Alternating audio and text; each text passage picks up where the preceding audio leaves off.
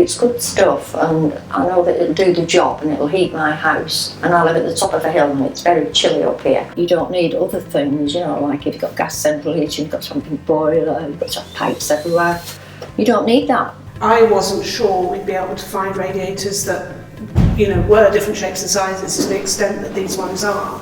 The 25-year warranty was a key thing at looking at it, because we thought we don't want to spend this money on the heating and then have things go wrong. We were right in the survey that you did of where the heaters should go to get the heating we wanted. And the warranty on electronics for 4 years. Electronics these days, if it lasts 4 years, usually lasts quite a long time.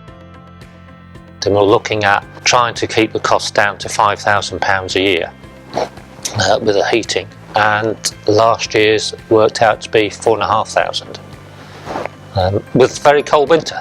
The ceramic inside the heaters just retains the heat and lets it out slowly. These radiators, they take a good hour to cool down.